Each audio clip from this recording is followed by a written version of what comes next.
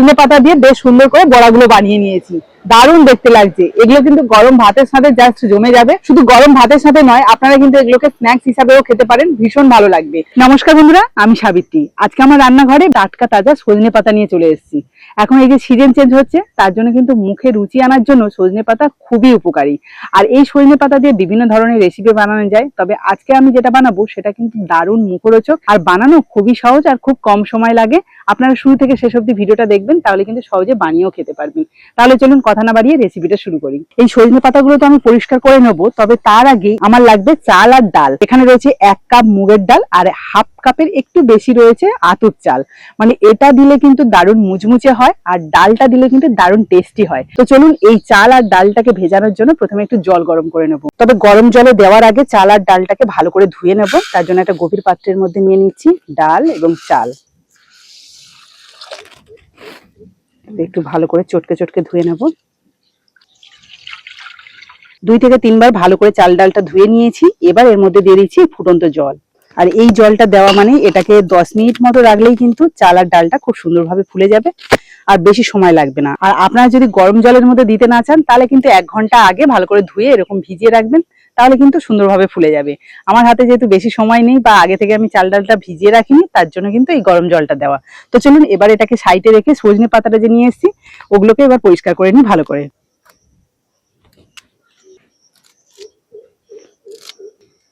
এবার এগুলোকে জাস্ট একটুখানি এইভাবে ধরে কাঁচি দিয়ে একটু ছোট ছোট করে নেব। আপনারা চাইলে বটি দিয়ে ছুরি দিয়ে করে নিতে পারেন। যতটা পেরেছি মোটামুটি কুচো করে নিয়েছি। এবার এটাকে জল দিয়ে ভালো করে ধুয়ে নেব।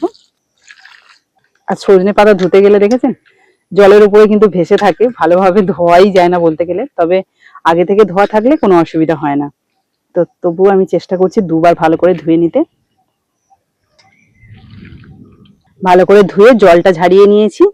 আর এদিকে দেখুন চাল ডালটা যে ভিজিয়ে রেখেছিলাম সেটা কিন্তু 10 মিনিট হয়ে গেছে। এতে করে দেখুন চাল ডালটা কি সুন্দর ফুলে গেছে, আর বেশ অনেকটা পরিমাণ লাগছে যেন এখন। তো চলুন এবার এটাকে পেস্ট করে নিই। তবে এই পেস্টটা কিন্তু একদম মিহি হবে না, একটু দানা দানা করেই পেস্ট করব। এর সাথে দিয়ে দিচ্ছি কয়েক টুকরো আদা, সামান্য একটু জল দিয়ে ভালো করে পেস্ট করে নেব।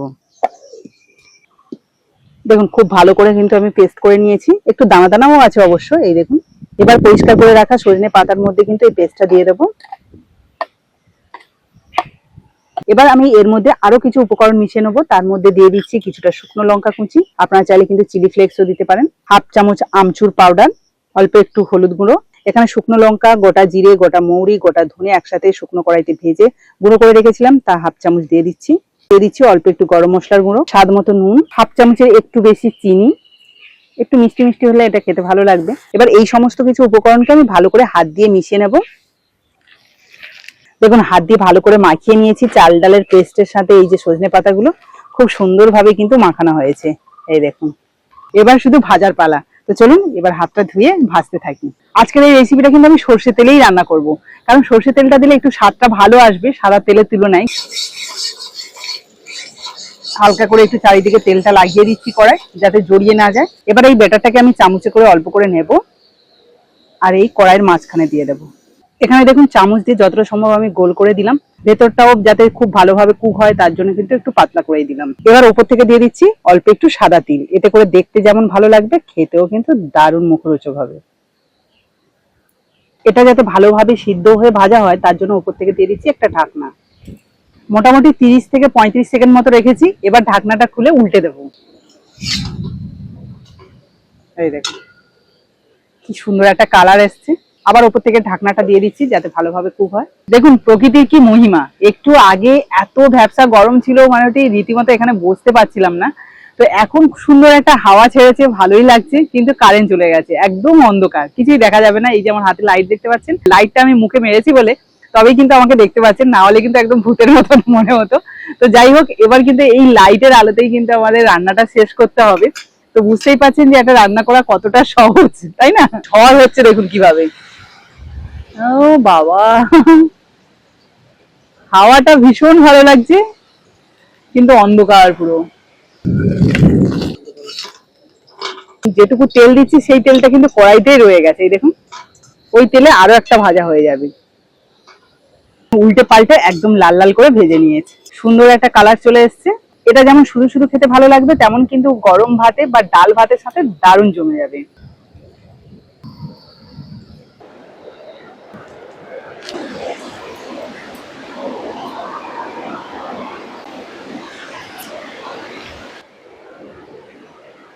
তো বন্ধুরা দেখুন, সজনে পাতা দিয়ে বেশ সুন্দর করে বড়াগুলো বানিয়ে নিয়েছি। দারুণ দেখতে লাগছে। এগুলো কিন্তু গরম ভাতের সাথে জাস্ট জমে যাবে। শুধু গরম ভাতের সাথে নয়, আপনারা কিন্তু এগুলোকে স্ন্যাক্স হিসাবেও খেতে পারেন, ভীষণ ভালো লাগবে। এই সাদা তিল ওপরে দেওয়ার জন্য কিন্তু মারাত্মক সুন্দর লাগছে। আর ওপরে কিন্তু একদম মুচমুচে, যেহেতু এর মধ্যে চাল আর ডালের পেস্ট রয়েছে। এবার চলুন আমি একটা কেটে দেখাচ্ছি। এই দেখুন, ভেতরটাও কিন্তু খুব সুন্দরভাবে কুক হয়ে গেছে, আর সজনে পাতাগুলোও কিন্তু দারুণ সিদ্ধ হয়ে গেছে। আমি অর্ধেকটা নিয়ে নিয়েছি, এবার আপনাদের খেয়ে বলি এর স্বাদটা কেমন হয়েছে।